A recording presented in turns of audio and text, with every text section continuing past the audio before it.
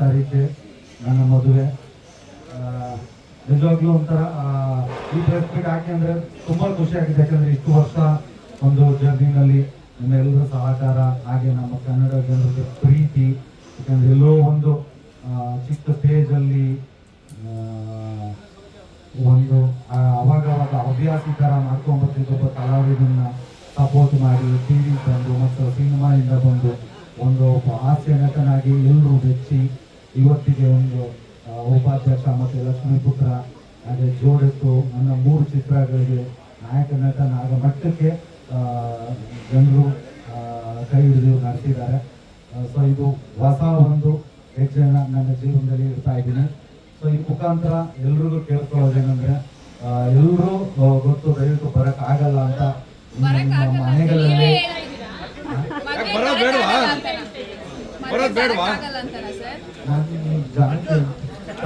ಜನಕ್ಕೆ, ಕರ್ನಾಟಕದ ಮೂಲೆಗಳಿಂದ ಎಲ್ಲ ಕಡೆಯಿಂದನೂ ಅವ್ರು ಬರೋಕ್ಕಾಗಲ್ಲ. ಸೊ ಹಾಗಾಗಿ ದಯವಿಟ್ಟು ಎಲ್ಲ ಗುರು ಹಿರಿಯರು ಇಲ್ಲಿ ತನಕ ಬೆಳೆಸಿದ್ದೀರಾ, ಆಶೀರ್ವದಿಸಿದ್ದೀರಾ. ಯಾರ್ಯಾರು ಬರೋಕ್ಕಾಗುತ್ತೆ ದಯಮಾಡಿ ಬಂದ್ರಿ.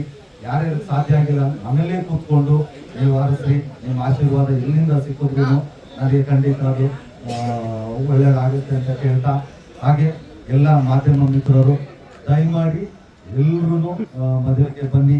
ಇದೇ 29:30ಕ್ಕೆ. ಆದರೆ ನಿಮ್ಮಲ್ಲಿ ಒಂದೇ ಒಂದು ರಿಕ್ವೆಸ್ಟು, ಅಲ್ಲಿ ಸ್ವಲ್ಪ ಜಾಗ ಚಿಕ್ಕದಿರೋದ್ರಿಂದ ನೀವು ನಿಮ್ಮ ಕುಟುಂಬ ಸಮೇತರಾಗಿ ಬಂದು ಆರಿಸಿ ಆಶೀರ್ವದಿಸಿ. ಕ್ಯಾಮ್ರಾಗಳೆಲ್ಲ ಒಂಚೂರು ಒಳಗಡೆಗೆ ಕಷ್ಟ ಆಗುತ್ತೆ. ಯಾರ್ದಾದ್ರು ಬೈಕ್ ಸ್ಪೀಡ್ಸು ಅದು ಇದು ತಗೋಬೇಕಂದ್ರೆ ಆಚೆ ಅರೇಂಜ್ ಮಾಡಿರ್ತೀವಿ ನಿಮಗೆ ಸಪ್ರೇಟ್ ಆಗಿ.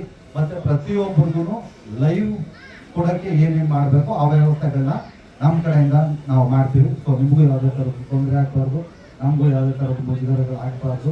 ಸೊ ದಯಮಾಡಿ ಎಲ್ಲರೂ 29:30 ಬಂದು ಹರಿಸಿ ಆಶೀರ್ವದಿಸಿ ಸಹಕರಿಸಿ.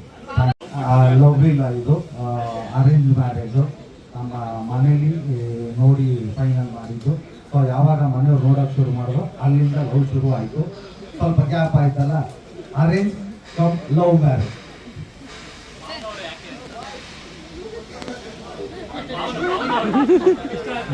ಈ ಸಿನಿಮಾ ಹೀರೋಯಿನ್ ಯಾಕೆ ಅಂತ ಕೇಳಿದ್ರೆ ಹೇಳ್ಬೋದು, ಈ ಕ್ಯಾರೆಕ್ಟರ್ ಗೊತ್ತಾಗ್ತಾರೆ ಇದಾಗ್ತಾರೆ ಅಂತ.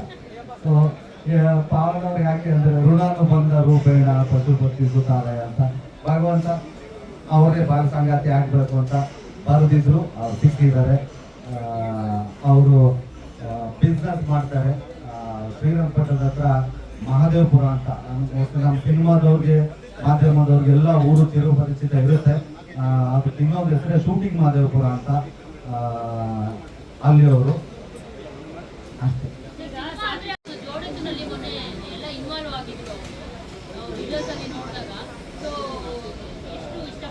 ಇಲ್ಲ, ಖಂಡಿತವಾಗ್ಲೂ ಸಿನಿಮಾ ಪ್ರೇಮಿ ಕೂಡ ಅವರು. ಯಾವುದೇ ಕನ್ನಡ ಚಿತ್ರಗಳು ರಿಲೀಸ್ ಆದರೆ ಹಾಸ್ಕೊಟ್ಟು ಥಿಯೇಟ್ರಿಗೆ ಹೋಗಿ ನೋಡ್ತಾರೆ, ಎಲ್ಲ ಅಪ್ಡೇಟು ಕೊಡ್ತಾರೆ. ಹಾಗಾಗಿ ನಾವು ನಮ್ಮ ಸಿನಿಮಾಗೆ ಏನೇ ಅಪ್ಡೇಟ್ ಇದ್ರು ತೋರಿಸಿ ಒಪಿನಿಯನ್ಗಳನ್ನೆಲ್ಲ ತಗೋತಾ ಇದ್ದೀನಿ. ಒಂದು ಖುಷಿ ಆಗುತ್ತೆ. ಯಾಕೆಂದರೆ ನಮ್ಮ ಜೀವನದಲ್ಲಿ ನಮ್ಮ ಪ್ರೊಫೆಷನ್ನ ಅರ್ಥ ಮಾಡ್ಕೊಳ್ಳೋರು ಸಿಗುತ್ತೆ ಕಷ್ಟ.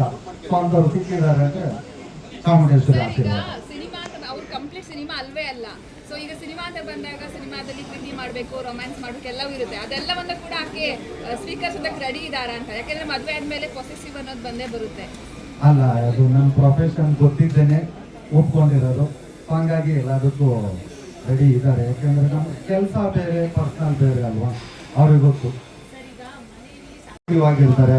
ಸೊ ಹಂಗಾಗಿ ನಾನು ಲಕ್ಕಿ ಅಂತ ಹುಡುಗಿಸಿದ್ದಾರೆ. ಅವರು ಬಯೋಡಿಗ್ರೇಡಬಲ್ ಮೆಟೀರಿಯಲ್ಗಳು ಬರುತ್ತೆ. ಈ ಪ್ಲಾಸ್ಟಿಕ್ಗೆ ಆಲ್ಟರ್ನೇಟಿವ್ ಅಂದರೆ ಪ್ಲಾಸ್ಟಿಕ್ಕು ಪರಿಸರಕ್ಕೆ ವಿರುದ್ಧ ಅಲ್ವಾ. ಇದೆಲ್ಲ ಏನಂದರೆ ಒಂದು 10 ದಿನ ಎಲ್ಲ ಬಿಸಾಕಿದ್ರು ಭೂಮಿನಲ್ಲೇ ಅದು ಹಂಗೆ ಮಣ್ಣಿನ ಜೊತೆ ಇದಾಗೋಗುತ್ತೆ. ಪರಿಸರ ಪ್ರೇಮಿ ದರ್ಶನ್ ಅವ್ರನ್ನ ಕರೆದಿಲ್ವಾ ಸರ್? ನಿಮ್ಮ ಆಪ್ತರು ಕೂಡ ಹೌದು, ಗೊತ್ತು ಎಲ್ರಿಗೂ. ನಾನು ಈ ದರ್ಶನ್ ಸರ್ದು ಏನು ಇನ್ಸಿಡೆಂಟ್ ಇದೆ ಅದರಲ್ಲಿ ವಿಟ್ನೆಸ್ಸು ಅಂತ. ಸೊ ಹಂಗಾಗಿ ಕರೆಯೋಕ್ಕಾಗಲ್ಲ. ಆಮೇಲೆ ಅವರು ಆಚೆ ಇದ್ರೂ ಮದುವೆಗೂ ಬರೋಕ್ಕೆ ಆಗ್ತಿರ್ಲಿಲ್ಲ. ಯಾಕಂದ್ರೆ ಇದನ್ನೆಲ್ಲ ಮುಗಿಸ್ಕೊಂಡ್ರೆ ಅವರು ಮೀಟಪ್ ಮಾಡಬೇಕು. ನಾನೊಬ್ಬ ವಿಟ್ನೆಸ್ ಆಗಿರೋದ್ರಿಂದ ಅವ್ರ ಬಗ್ಗೆ ಇಷ್ಟೇ ಮಾತಾಡೋಕ್ಕಾಗಲ್ಲ.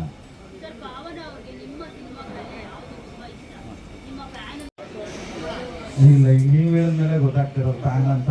ಹಂಗೆಲ್ಲ ಹೇಳಿಲ್ಲ. ಅವ್ರಿಗೆ ಅಧ್ಯಕ್ಷ ಮತ್ತೆ ನಮ್ಗೆ ಉಪಾಧ್ಯಕ್ಷ.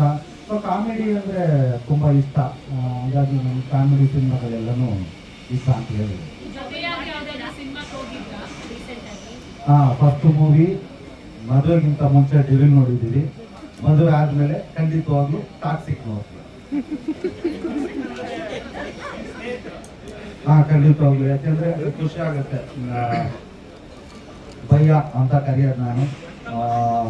ನಮ್ಮ ಯಶ್ ಅವರು ನಿಜವಾಗ್ಲೂ ಒಂದು ಟಾಕ್ಸಿಕ್ ಮೂವಿ ಬರ್ತಿರೋದು ಪರ್ಸ್ನಲಿ ಹೆಮ್ಮೆ. ಒಂದು ಕನ್ನಡ ಸಿನಿಮಾ, ಒಬ್ಬ ಕನ್ನಡದವರು ಹೋಗಿ ಇವತ್ತು ಎಲ್ಲ ದೇಶಾದ್ಯಂತ ಅಲ್ಲ ಪ್ರಪಂಚದಾದ್ಯಂತ ಒಂದು ದೊಡ್ಡ ಮಟ್ಟಕ್ಕೆ ಹೆಸರು ಮಾಡಿ ಇವತ್ತು ಟಾಕ್ಸಿಕ್ಕು 26ನೇ ತಾರೀಕು ಬಿಡುಗಡೆ ಆಗ್ತಿದೆ. ಖಂಡಿತವಾಗ್ಲೂ ಮದುವೆ ಆದಮೇಲೆ ನಮ್ಮಿಬ್ಬರದು ಮೊದಲನೇ ಸಿನಿಮಾ ಟಾಕ್ಸಿಕ್ ನೋಡ್ತೀವಿ. ಖಂಡಿತವಾಗ್ಲೂ ತುಂಬ ಚೆನ್ನಾಗಿದೆ. ನನಗೆ ಗೊತ್ತಿರೋ ಪ್ರಕಾರ ಈಗ ನಾವೇನು ಟ್ರೇಲರ್ ಟೀಸರ್ ನೋಡ್ತೀವಿ ಅದು ಬಿಟ್ಟು ಫ್ಯಾಮಿಲಿ ಎಮೋಷನ್ ತುಂಬ ಚೆನ್ನಾಗಿದೆ. ಖಂಡಿತವಾಗ್ಲೂ ಅದು ಇನ್ನೇನು ನಾಳೆನೇ ಬರುತ್ತೆ, ಗೊತ್ತಾಗುತ್ತೆ.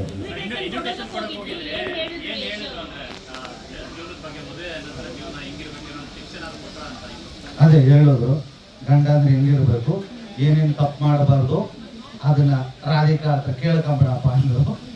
ಸೊ ಇಲ್ಲ, ಮದುವೆ ಆದ್ಮೇಲೆ ಕೇಳ್ತೀನಿ ಬಿಡ್ರಿ, ಈಗಲೇ ಬೇಡ. ಎಲ್ರಿಗೂ ಕೊಟ್ಟಿದ್ದೀನಿ, ಕೊಡೋದು ನನ್ನ ಧರ್ಮ ಕರ್ತವ್ಯ. ಯಾರ್ಯಾರು ಫ್ರೀ ಇದ್ದು ಪ್ರೀತಿ ವಿಶ್ವಾಸ ಇದ್ದು ಮೇಲೆ ಎಲ್ರಿಗೂ ಕೆಲಸಗಳಿರುತ್ತಲ್ಲ, ಫ್ರೀ ಇದ್ದವ್ರು ಖಂಡಿತ ಅಪ್ಪ ಎಲ್ಲರೂ ಬರ್ತಾರೆ. ಬಟ್ ಯಾರು ಬರ್ತಾರೆ ಬರಲ್ಲ ನಂಗೆ ಗೊತ್ತಿಲ್ಲ.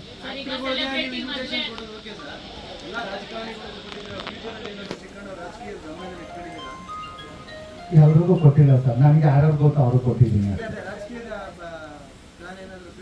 ಖಂಡಿತವಾಗ್ಲೂ ಇಲ್ಲ ಸರ್. ಸಿನಿಮಾದಲ್ಲೇ ದೊಡ್ಡದಾಗಿ ಏನಾದ್ರು ರಾಜಕೀಯ ಮಾಡೋಣ, ರಾಜಕೀಯ ನಮಗೆಲ್ಲ ಅದೆಲ್ಲ ಅದೇ ಬೇರೆನೇ ಪ್ರಪಂಚ, ಗೊತ್ತಿಲ್ಲ ನಮಗೆ.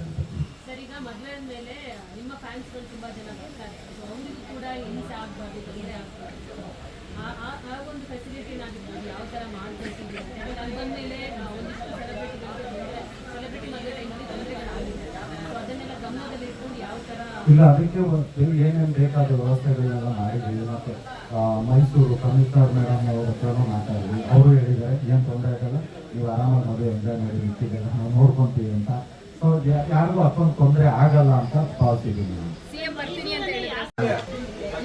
ಅಲ್ಲ, ಇನ್ನೂ ಕೆಲಸಗಳಿದೆ, ಅದೆಲ್ಲ ಮುಗಿಸ್ಕೊಂಡು ಏನು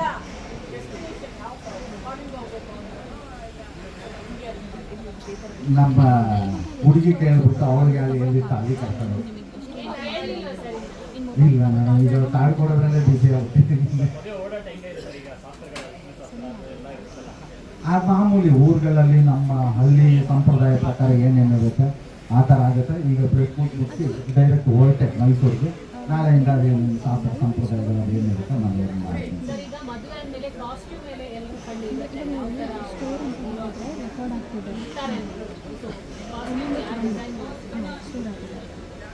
ಡಿಸೈನರ್ ಯಾರು, ನಮಗೆ ನಾವೇ ಡಿಸೈನ್.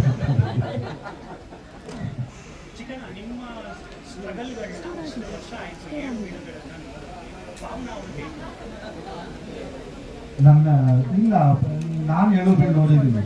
ಪಾವನ ಬಂದಮೇಲೆ ಬೀಳೋದಿಲ್ವೇ ಇಲ್ಲ, ಬರೀ ಹೇಳೋದಷ್ಟೇ. ಲಕ್ಷ್ಮಿ ಬರ್ತಿದ್ದಾರಲ್ಲ, ಇನ್ನೂ ಚೆನ್ನಾಗಾಗುತ್ತೆ. ಹಾಗಾಗಿ ಕಷ್ಟ ಬರಲ್ಲ. ನೀನೇನು ಯೋಚನೆ ಮಾಡಿದ್ರು ನಂಗೆ ನಿನಗೆ ಆಯ್ತು ನೋಡಿ.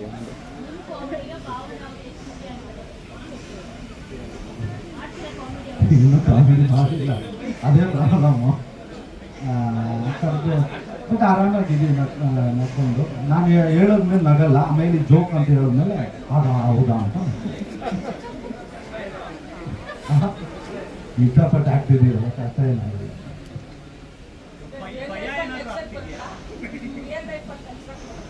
ರಿಯಲ್ ಲೈಫಲ್ಲಿ ಸ್ವಲ್ಪ ನಡ್ಸೋದು ಕಡಿಮೆನೇ. ಸ್ಕ್ರೀನ್ ಮುಂದೆ ಹೌದು ಎಲ್ಲ ಹೇಳ್ಕೊಟ್ಟಿರ್ತಾರಲ್ಲ, ಬರ್ಕೊಟ್ಟಿರ್ತಾರೆ, ಸಿಚುವೇಶನ್ ಇರುತ್ತೆ. ರಿಯಲ್ ಲೈಫಲ್ಲಿ ಒಂಚೂರು ಕಷ್ಟ. ಏನು ಮಾಡೋದು, ಜೀವನ ಹಿಂಗೆ ಇದೇ ಯೋಚನೆ ಇರ್ತಾವಲ್ಲ.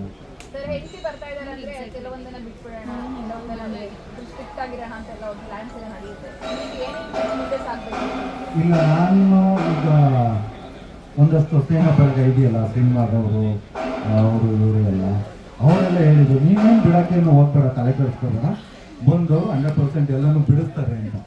ಸೊ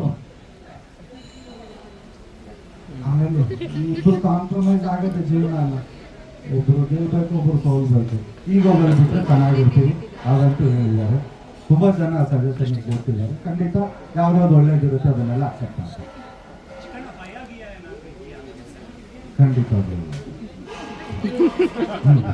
ಏನೋ ಕರ್ಕೊಂಡು ಓಡೋಗ್ತಿದ್ರೆ ಅವಾಗ ಭಯ ಇರೋದೇನು, ಯಾರು ಬಂದು ಹೊಡಿತಾರೆ ಅಂತ. ಏನು ಭಯ?